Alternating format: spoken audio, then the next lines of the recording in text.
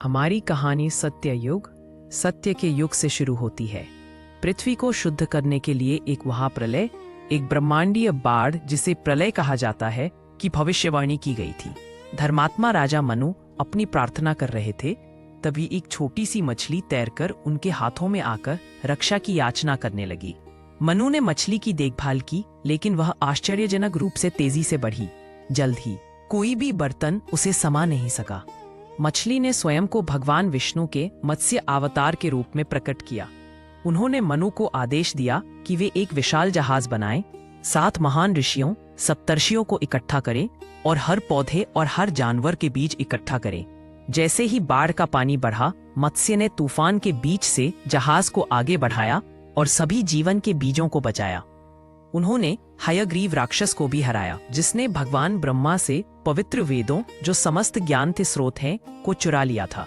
ज्ञान और जीवन को बचाकर विशाल मछली के रूप में विष्णु ने यह सुनिश्चित किया कि संसार सत्य और ज्ञान में पुनर्जन्म ले सके।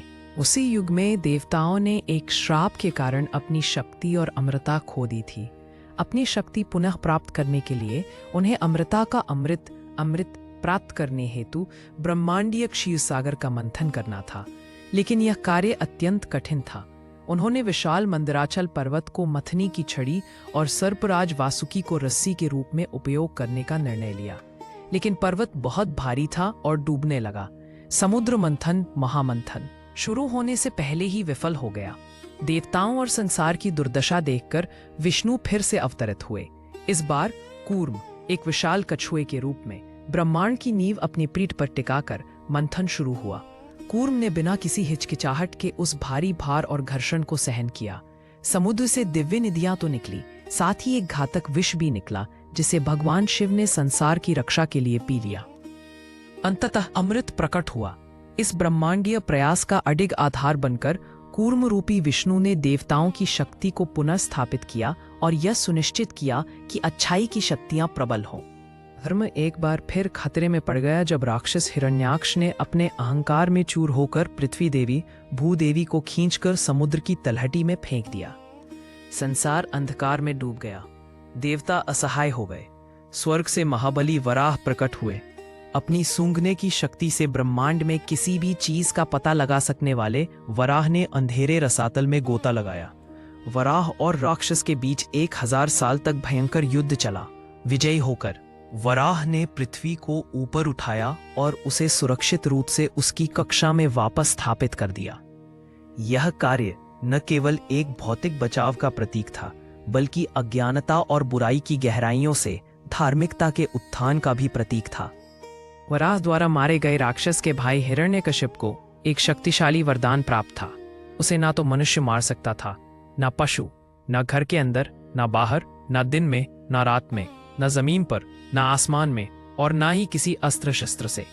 स्वयं को अमर मानकर उसके अत्याचार की कोई सीमा नहीं थी। उसका एकमात्र विरोधी उसका अपना पुत्र प्रहलाद था, जो भगवान विष्णु का अटूट भक्त था। उसी क्षण विष्णु अपने सबसे भयंकर रूप में प्रकट हुए। नरसिंह। वे ना तो मनुष्य थे, ना ही पशु। समय संध्या का था, ना दिन था, ना रात। उन्होंने राक्षस राज को पकड़ लिया। उसे महल की दहलीज तक घसीट कर ले गए। ना घर के अंदर, ना बाहर। उसे अपनी गोद में बिठाया, ना जमीन पर, ना आसमान में, और अपने तीखे पंजों से, जो हथियार नहीं थे, उन्होंने उस अत्याचारी के शासन का अंत कर दिया। नरसिंह परम रक्षक है, जो अपने भक्तों की रक्षा के लिए सबसे कठिन परिस्थितियों में भी प्रकट होते हैं। अब हम त्रेता युग में प्रवेश कर रहे हैं। महान राजा महाबली यद्यपि पुण्यात्मा थे, अत्यधिक शक्तिशाली हो गए थे। उन्होंने तीनों लोकों पर विजय प्राप्त कर ली थी और देवताओं को अपदस्थ कर दिया था। ब्रह्मांडीय व्यवस्था को पुनर्स्थापित करने के लिए भगवान विष्णु ने एक विनम्र युवा ब्राह्मण बालक वामन के रूप में अवतार लिया। राजा महाबली विस्मय से देखते रहे कि वह छोटा बालक ब्रह्मांडीय दैत्य त्रिविक्रम बन गया। तीसरे पग के लिए कोई जगह नहीं बची थी। विनम्र होकर और ईश्वर को पहचानते हुए महाबली ने अपनी बची हुई एकमात्र वस्तु अर्पित कर दी, अपना सिर। वामन ने दुनिया को सिखाया कि अच्छे व्यक्ति में भी अहंकार धर्म को बाधित कर सकता है, और सच्ची महानता विनम्रता और ईश्वरीय इच्छा के प्रति समर्पण में निहित है। जैसे जैसे युग आगे बढ़ा, योद्धा वर्ग अहंकारी और भ्रष्ट होता गया और प्रजा की रक्षा का अपना कर्तव्य भूल गया। इस अत्याचार का अंत करने के लिए भगवान विष्णु ने एक महान ऋषि के पुत्र परशुराम के रूप में जन्म लिया। वे जन्म से ब्राह्मण थे, लेकिन कर्म से योद्धा थे। एक अत्याचारी राजा द्वारा अपने पिता की हत्या के बाद परशुराम का क्रोध भड़क उठा। भगवान शिव द्वारा प्रदत्त दिव्य फरसा धारण करके उन्होंने पृथ्वी को भ्रष्ट क्षत्रिय शासकों से मुक्त करने की प्रतिज्ञा की। वे नियंत्रित क्रोध के अवतार हैं, जो हमें याद दिलाते हैं कि जब कर्तव्य भुला दिया जाता है और शक्ति का दुरुपयोग किया जाता है तो संतुलन बहाल करने के लिए कठोर दंड आवश्यक होता है। शायद सभी अवतारों में सबसे प्रिय भगवान राम पूर्ण धर्म का मार्ग दिखाने के लिए अवतरित हुए। वे एक आदर्श पुत्र, आदर्श पति और न्यायप्रिय राजा थे। महाकाव्य रामायण में वर्णित उनका जीवन हमें यह मार्गदर्शन देता है कि घोर कठिनाइयों के बावजूद भी धर्म, कर्तव्य और सम्मान का जीवन कैसे जिया जाए। जब राक्षस राज रावण ने अपनी पत्नी सीता का अपहरण कर लिया तो राम ने तुरंत अपनी दिव्य शक्तियों का प्रयोग नहीं किया, बल्कि उन्होंने एक नश्वर प्राणी की तरह जीवन जिया, सहयोगियों को इकट्ठा किया, करुणा दिखाई और साहस एवं रणनीति के साथ युद्ध किया। रावण पर उनकी विजय केवल एक बचाव अभियान नहीं थी, यह अराजकता पर व्यवस्था की, अंधकार पर प्रकाश की विजय थी। भगवान राम ने शांति, न्याय और समृद्धि के आदर्श राज्य राम राज्य की स्थापना की। इसके बाद हम द्वापर युग में प्रवेश करते हैं। विष्णु कृष्ण के रूप में अवतरित होते हैं, जो सभी अवतारों में सबसे जटिल और पूर्ण है। अपनी युवावस्था में वे एक नटखट बालक थे, एक दिव्य प्रेमी जो अपनी बांसुरी से सभी को मंत्रमुग्ध कर देते थे। लेकिन जैसे जैसे वे बड़े हुए, वे एक कुशल रणनीतिकार, एक राज निर्माता और एक दिव्य गुरु बन गए। उनका सबसे महान क्षण किसी भौतिक शस्त्र से नहीं, बल्कि दिव्य ज्ञान के शब्दों से आया। कुरुक्षेत्र के युद्ध क्षेत्र में जब योद्धा अर्जुन संशय में डूबा हुआ था, कृष्ण ने अस्तित्व के परम सत्य का प्रकटीकरण किया। उन्होंने भगवद गीता का उपदेश दिया, जिससे संसार को धर्म, कर्म और ईश्वर प्राप्ति के मार्ग का ज्ञान हुआ। कृष्ण ने दिखाया कि ईश्वर जीवन के युद्ध में मित्र, मार्गदर्शक और सारथी हो सकता है।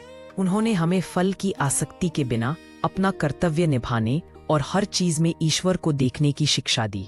कुछ परंपराओं में 9वें अवतार कृष्ण के भाई बलराम हैं, लेकिन कई अन्य परंपराओं में सिद्धार्थ गौतम बुद्ध हैं। वे ऐसे समय में प्रकट हुए जब वैदिक अनुष्ठानों की गलत व्याख्या की जाती थी और बलि के नाम पर हिंसा आम बात थी। विष्णु किसी राजा या योद्धा के रूप में नहीं, बल्कि एक ऋषि के रूप में अवतरित हुए। उन्होंने अहिंसा का मार्ग बताया। उन्होंने मानवता को दिखाया कि सबसे बड़ा युद्ध किसी मैदान में नहीं, बल्कि हमारे अपने मन के भीतर लड़ा जाता है। 4 आर्य सत्य और अष्टांगिक मार्ग की शिक्षा देकर उन्होंने दुखों का अंत करने और परम शांति की स्थिति, निर्वाण प्राप्त करने का मार्ग बताया। बुद्ध अवतार बाहरी युद्धों से हटकर सत्य की आंतरिक खोज की ओर एक बदलाव का प्रतीक है।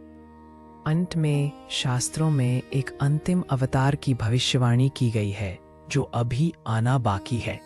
हम अभी कलियुग अंधकार के युग में हैं। भविष्यवाणी है कि जब यह युग अपने अंत की ओर बढ़ेगा, जब संसार से सद्गुण और धर्म लगभग लुप्त हो जाएंगे, तब विष्णु अंतिम बार अवतरित होंगे। वह कल्कि होंगे, महाबली योद्धा। वह पृथ्वी पर सवार होकर दुष्टों का नाश करेंगे, अंधकार की शक्तियों का नाश करेंगे और संसार की अशुद्धियों का शमन करेंगे। वह इस कलह के युग का अंत करेंगे और इसके साथ ही यह चक्र पूरा हो जाएगा। कल्कि विश्व को एक नए सत्य युग, सत्य के एक नए युग के लिए तैयार करेंगे, जहां धर्म एक बार फिर सर्वोच्च होगा। एक मछली से कछुए तक, एक सुअर से नरसिंह तक, एक विनम्र बौने से एक प्रचंड योद्धा, एक आदर्श राजा, एक दिव्य राजनेता और एक प्रबुद्ध ऋषि तक, और अंततः एक ब्रह्मांडीय रक्षक तक। दशावतार केवल कहानियों का संग्रह नहीं है, यह आशा की एक गहन कथा है। यह हमें बताता है कि जब भी दुनिया संकट के कगार पर होती है, जब बुराई पर काबू पाना असंभव लगता है और जब मानवता अपने मार्ग से भटक जाती है, तब ईश्वरीय कृपा अवश्य आती है। यह एक शाश्वत वादा है कि संतुलन हमेशा बहाल रहेगा और अंततः प्रकाश अंधकार पर विजय प्राप्त करेगा।